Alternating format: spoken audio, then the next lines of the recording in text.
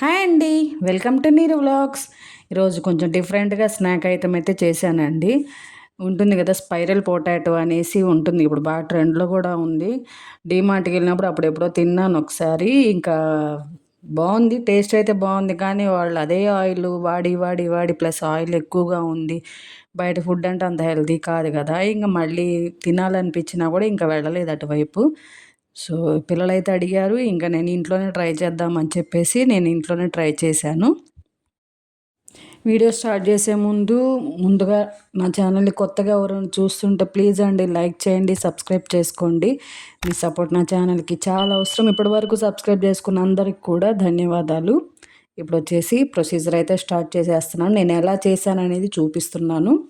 ఇవి స్టిక్స్ ఉంటాయి కదా, తందూరి స్టిక్స్ అంటారు వాటిని. అవి మార్కెట్లో ఈజీగా దొరుకుతాయి. అవైతే తెచ్చేసుకున్నాను. ఇంకా బంగాళదుంపలు వచ్చేసి కొత్తవి, ఎక్కువ స్కిన్ అది లేకుండా ఉండేది, కొత్త దుంపలు ఉంటాయి కదా, అవైతే తీసుకున్నాను. ఇంకా ఆ స్టిక్ని ఆ దుంపలో పెట్టేశాను అనమాట. ఈజీగానే వెళ్ళింది, అంత కష్టమేం అనిపించలేదు. ఇంకా స్టిక్ని దుంపలో పెట్టేసిన తర్వాత ఇంకా చాకుతో చిన్నగా కట్ చేసుకుంటూ వెళ్ళాలి. ఇదే పెద్ద ప్రొసీజర్, చాలా జాగ్రత్తగా కట్ చేసుకోవాలి. కొంచెం కట్ అయినా కూడా అది విడిపోతుంది. సో ఆ కర్ర వరకు మనం స్టిక్ పెట్టాం కదా, ఆ స్టిక్ వరకు చాకు తగులుతూ చిన్నగా కట్ చేసుకుంటూ, మరీ మందంగా కాదు మరీ సన్నగా కాదు, నాకైతే ఇట్లా వచ్చింది. ఇట్లా కట్ చేశాను అనమాట. అప్పటికే మధ్యలో కట్ అయిందండి. మళ్ళీ దాన్ని అట్లానే మేనేజ్ చేసుకుంటూ చిన్నగా కట్ చేసుకుంటూ అయితే దుంప మొత్తాన్ని కట్ చేశాను. కొంచెం కష్టంగానే అనిపించింది, చాలా టైం అయితే తీసుకుంది. ఫస్ట్ టైం కదా, కొంచెం కష్టంగానే అనిపించింది. ఇంకా పర్ఫెక్ట్గా రావాలి, నాకైతే అంత పర్ఫెక్ట్గా రాలేదు. సో పర్లేదులే, ఇట్లా అయితే వచ్చింది కదా, జాగ్రత్తగానే చేశాను అనిపించింది. ఇంకా అట్లా మొత్తం దుంపనంతా కూడా కట్ చేసి పెట్టేసుకొని దాన్ని చిన్నగా విడదీయాలన్నమాట.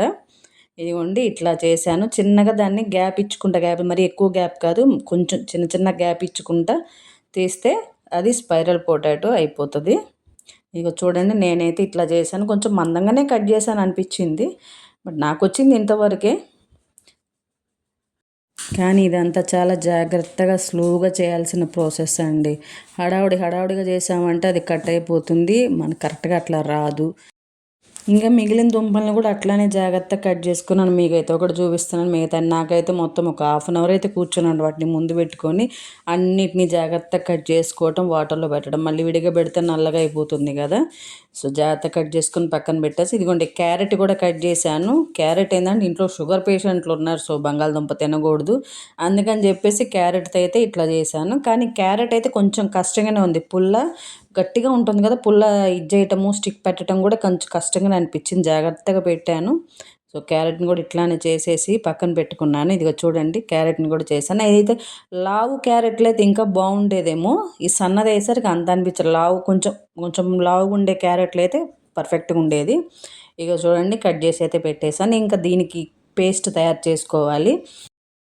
దుంపల మీద కోటింగ్ కావాలి కదా, సో దానికైతే నేను పేస్ట్ రెడీ చేస్తున్నాను. ఇది వచ్చేసి, ఈ పేస్ట్కి వచ్చేసి పావు కప్పు మైదా పిండి, ఇంకా సగం కప్పు కొంచెం పైనే కార్న్ఫ్లోర్ వేశాను. ఇంకా నెక్స్ట్ ఒక 2 స్పూన్స్ బియ్యపిండి అయితే వేశాను. ఇది నేను వేసింది. ఇంకా ఇవి వేసిన తర్వాత నెక్స్ట్ కొంచెం కారము, కొంచెం ఉప్పు, మనకు సరిపడా ఉప్పు వేసుకోవాలి. కారం వచ్చేసి కలర్ కోసము కాశ్మీరీ కారం అయితే వాడుకోవచ్చు, నేనైతే ఫుడ్ కలర్ వాడాను. సో ఈ కారము సాల్ట్ వేసిన తర్వాత కొంచెం ఒక స్పూన్ టమాటా సాసు, ఒక స్పూన్ మైనీస్ వేసాను. ఈ మైనీసే దీనికి టేస్ట్, మైనీస్ టమాటా సాస్ వీటికి టేస్ట్ అనమాట.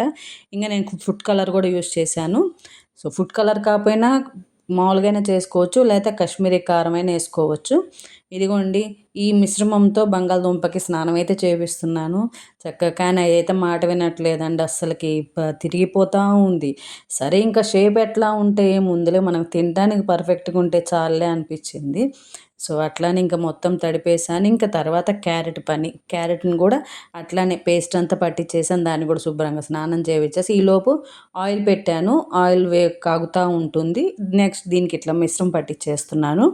ఈ రెండింటికి కూడా పూర్తిగా మిశ్రమం పట్టించేసేయాలి. నేను కొంచెము పల్చనైంది, బజ్జీల పిండిలా కలుపుకుంటే సరిపోతుంది, నాకైతే కొంచెం పల్చనైంది. తర్వాత నేను మళ్ళీ పిండి కలుపుకున్నాను. ఇదిగోండి, ఆయిల్లో పెట్టేసాను. పుల్లలు పొడవుగా ఉంటాయి, కొంచెం తీసేసి ఈ పట్టేట్టుగా కొంచెం వెడల్పు ప్యాన్లో పెట్టుకోవాలి ఆయిల్, ఈ బంగాళదుంపలు పట్టేట్టుగా. సో ఇదిగోండి, మరి హైలో వేపకూడదు. హైలో వేపితే ఇక పైన ఇదేది మెత్తగా ఉంటాయి. మీడియం ఫ్లేమ్ మీద వేపాలి. వేపితే అప్పుడు కరకరలాడుతూ ఉంటాయి. ఇవ్వండి రెండింటిని, ఇంకా మిగిలిన దుంపలు కూడా ఉన్నాయి కదా, అవి కూడా వేసేసాను. మిగిలిన ముందే మొత్తం కట్ చేసి పెట్టేసుకున్నాను. ఇంక వీటిని జాగ్రత్తగా ట్విస్ట్ చేస్తూ జాగ్రత్తగా ఫ్రై చేసేసుకున్నాను.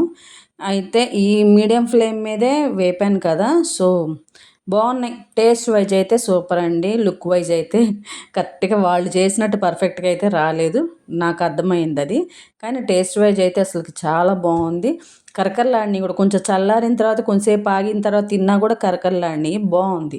ఇది వచ్చేసి మైనీస్ వేస్తున్నాను. వాళ్ళు అవన్నీ వేసిస్తారు కదా, సో ఒకటేమో మైనీస్, ఇంకోటి వచ్చేసి మైనీస్ టమాటా సాస్ రెండు మిక్స్ చేశాను అనమాట. అది ఇవి కూడా వేసేసాను. చూడండి ఎంత బాగున్నాయి. స్పైరల్ పొటాటో ఇంకా స్పైరల్ క్యారెట్, పొటాటోనే కాకుండా క్యారెట్ కూడా చేశాను అనమాట. టేస్ట్ మాత్రం సూపర్ ఉంది. పిల్లలకి బయట ఫుడ్ పెట్టకూడదు కదా, సో బయట ఆయిల్ మంచిది వాడరు, లేదా వాడిందే వాడుతూ ఉంటారు. సో మనం ఇంట్లో ఇట్లా రెడీ చేసుకొని పిల్లలకి పెట్టవచ్చు అనమాట. నేను చేసిన ఈ ఎక్స్పెరిమెంట్ ఎలా ఉంది? బాగుంది కదా, నాకైతే నచ్చింది. మీకు కూడా నచ్చితే లైక్ చేయండి, ఇంకా కొత్త వాళ్ళు అయితే సబ్స్క్రైబ్ చేసుకోండి, షేర్ చేయండి. రేపు మరొక మంచి వీడియోతో మీ ముందు ఉంటాను. బాయ్.